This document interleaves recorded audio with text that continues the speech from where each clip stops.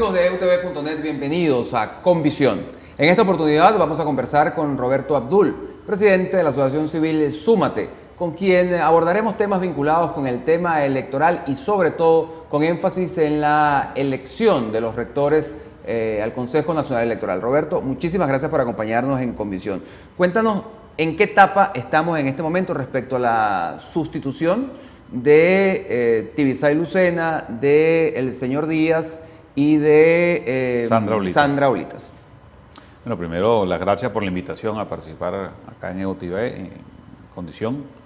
En efecto, como conoce el país está al tanto, desde el pasado 28 de abril se le venció el periodo tanto a la doctora Tibisay Lucena, al rector Vicente Díaz y a la rectora Sandra Olita, después de haber cumplido un mandato de 7 años como lo establece la Constitución. El periodo de nombramiento de los nuevos rectores debió haberse iniciado alrededor de enero, febrero del año pasado. Sin embargo, eso sufrió un atraso más que importante, más de un año. Y el 1 de abril de este año fueron nombrados 6 diputados por parte del oficialismo para confirmar el comité preliminar. Después, el pasado 8 de abril, se nombraron los 5 miembros representantes de la oposición para conformar ese comité preliminar, y estos han venido sesionando desde esa fecha. Finalmente, la semana pasada, ellos entregaron un listado de 20 nombres de personas que conformarían, de los cuales se elegirían 10 personas con las que se conformaría el comité de postulaciones electorales. Estaríamos hablando de un total de 21 personas, 11 diputados más 10 representantes de la sociedad civil. Esas 10 personas tienen que ser seleccionadas en la Asamblea Nacional mediante el voto de 2/3 partes de las personas o de los diputados que asistan presentes en la sesión, una sesión digamos legalmente constituida de la Asamblea Nacional. Es decir, de los diputados presentes, pero advirtiendo un quórum mínimo. Sí, para constituir una sesión, para que se pueda constituir la sesión, se requiere que asistan la mitad más uno de los diputados. En total, la Asamblea Nacional la constituyen 165 diputados. Hay en este momento un curul vacío, que es el circuito 11 es decir, hay un curul que representa el circuito 11 del estado Zulia, que tanto el diputado principal como el diputado suplente resultaron electos en 2 municipios contiguos, vecinos de ese circuito, como alcaldes el pasado diciembre, y ese curul se encuentra en este momento vacío. Es decir, con 83 votos o con 83 diputados se puede constituir la sesión. 2/3 partes de esos 83, estamos hablando alrededor de 55, bueno, son 55.3 diputados, es decir, como hay que redondear el entero superior, serían 56 diputados. Es decir, en el peor escenario, con 56 diputados, podrían estarse seleccionando esas 10 personas de la sociedad civil, en teoría la sociedad civil, que conformarían el comité de postulaciones electorales junto a los 11 diputados que ya hoy en día conforman el comité preliminar. ¿Y esa primera lista de 20 preseleccionados, por llamarlo de alguna manera, es pública o debe ser pública según se establece en el marco jurídico? ¿O no necesariamente tiene que ser pública y se darán a conocer solamente una vez inicie la sesión? Nosotros que hemos venido haciendo seguimiento a este proceso durante, digamos, lo venimos denunciando todo lo que tiene que ver con la renovación y alertando sobre la renovación de las autoridades desde diciembre del 2012. Todavía pues esa información no se ha publicado, no la hemos conseguido. Hemos estado haciendo contacto con algunos diputados que conforman el comité preliminar. No hemos tenido éxito en conseguir esos nombres. ¿Quiénes son esos diputados? Por parte de la oposición la conforman Juan Carlos Caldera, la diputada Nino Guarulla, José Antonio España, Morel Rodríguez, hijo, y me está faltando uno, 3, 4. Sí, bueno, otro más los diputados, más 6 diputados de parte del oficialismo. Quien preside la comisión es la diputada Blanca Caut. Ahora, ¿qué perfil tendrían esos 20 venezolanos que pudieran formar parte del comité final para la elección de los rectores? Mira, los requerimientos de ley sí son bastante sencillos, ¿no? Un tema digamos, prácticamente cualquier ciudadano, es decir, que sea mayor de 21 años, que no tenga ningún tipo de impedimento legal, pues que esté inscrito en el registro electoral puede participar o podría ser parte de ese comité. Esa lista de postulados, o sea, tendrían que cumplir con el proceso de postulación.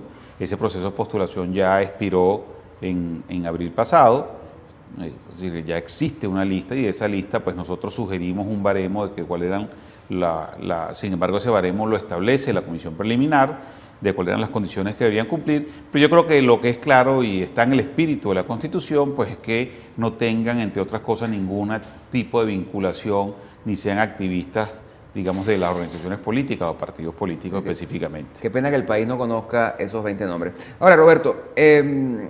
bueno, es importante, disculpa que te interrumpa, es importante destacar que una vez salió la lista, es decir, se cerró la lista de postulados iniciales, alrededor de 130 postulados, nosotros objetamos más de 70 porque estaban inscritos en el PSV según las listas que se hicieron públicas en las elecciones internas pasadas, no estas de este domingo pasado, sino las elecciones. Claro, pero eso digamos que el precedente inmediato dice que eso no tendría mayor inconveniente para quienes tomen la decisión, puesto que tanto Tania Amelio como Socorro Hernández, bueno, en su momento formaron parte de las filas del partido de gobierno, o sea que no habría, digamos, ya ocurrió. Bueno, existe el precedente, sin embargo, el que existe el precedente, nosotros, es decir, no establece que sea, es decir, legal ni que tenga, digamos, un fondo de legitimidad esa decisión. En el caso específicamente que comentas de la rectora Tania Amelio y Socorro Hernández, nosotros en su momento, cuando aparecieron sus nombres como personas postuladas a ser rectores y conformaban la lista, las ternas para ser aprobadas en la Asamblea Nacional, nosotros lo alertamos, lo notificamos al país, fuimos al Tribunal Supremo, donde además se presentaron las cartas de renuncia de ambas rectoras con fecha posterior por Partido Socialista Unido en Venezuela, con fecha posterior a su selección, y después, bueno, eso comenzó en el año 2009, después de 5 años, pues todavía, y 7 acciones que hemos, es decir, 7 diligencias que hemos hecho aparte de la acción ante el tribunal, no hemos recibido respuesta aún. Ahora, tocas el punto del Tribunal Supremo de Justicia y tendría que preguntar, hace unos meses, pocos la verdad, apareció una información que prácticamente le abría la puerta a la permanencia vitalicia de los actuales rectores del Consejo Nacional Electoral. Mientras nosotros estamos grabando este programa, se está afinando un foro, bueno, los peligros de que se mantenga el CNE tal cual está. Entiendo que va a estar Dachel López, que va a estar el profesor Carrasquero y la doctora Cecilia Sosa en ese foro. Adelántanos un poco cuáles serían los peligros de que el país se enfrente a un CNE con rectores vitalicios.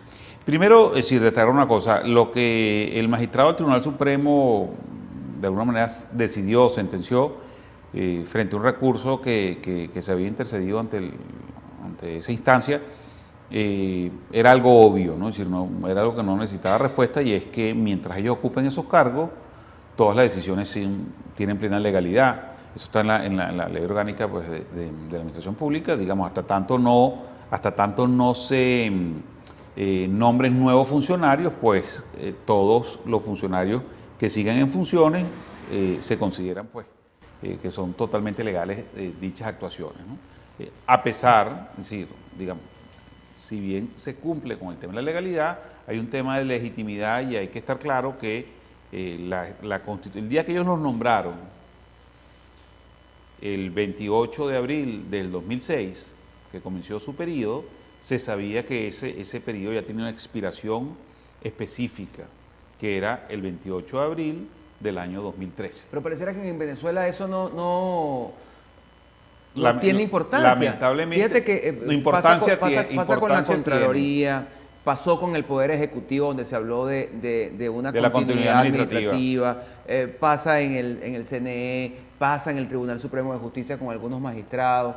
Lo único que falta es que para el próximo año, en el caso de que se cumpliere el calendario electoral previsto, en vez de que la elección se produzca en septiembre del año 2015, cuando transcurren los 5 años, bueno, se pauten esas elecciones legislativas para el año 16 o el año 17.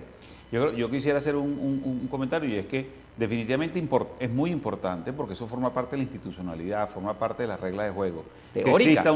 Que exista un sector que ha buscado los mecanismos a través de los cuales violar esos principios y principios constitucionales. Estamos hablando que la Constitución establece la duración del periodo de 7 años, como lo dije anteriormente, o se establecen los mecanismos en la ley orgánica del poder moral de cómo tiene que ser nombrado frente a la falta absoluta un nuevo contralor, en el caso del fallecimiento del doctor Clodovaldo Rusián, o en el caso del Tribunal Supremo de Justicia, cuando se le venció el periodo a los magistrados y fueron incorporados los suplentes. Varios de esos suplentes ya se le ha vencido el periodo también. Hay que recordar que los magistrados tienen una duración de 12 años y los suplentes tienen duraciones de 6 años.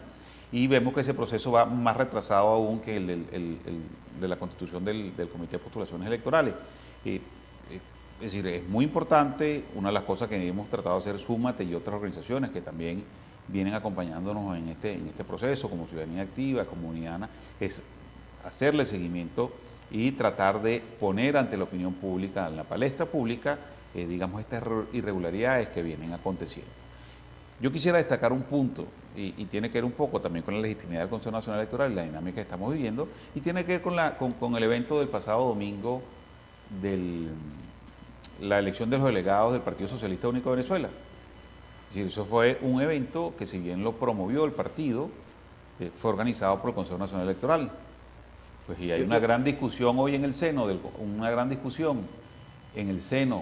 Partido Socialista Único Venezolano y las distintas tendencias acerca de cuáles fueron los resultados y cuáles fueron los niveles de participación. No te quiero interrumpir porque entiendo que es un tema que tiene mucho más fondo de lo que parece y el tiempo se nos va a hacer corto en este primer segmento. Vamos a hacer mejor una pausa y a la vuelta Roberto Abdul nos cuenta acerca de las implicaciones de este tema de la elección interna del Partido Socialista Unido de Venezuela, que utilizó, como ya lo han hecho en otras oportunidades, otras tendencias políticas, pues toda la infraestructura del Consejo Nacional Electoral. Ya venimos con más de Convicción a través de eutv.net.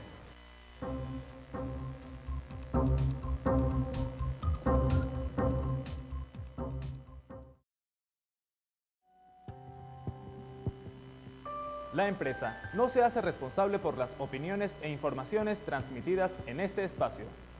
Las declaraciones y conceptos emitidos en las entrevistas y programas son de la exclusiva responsabilidad de sus productores, conductores e invitados.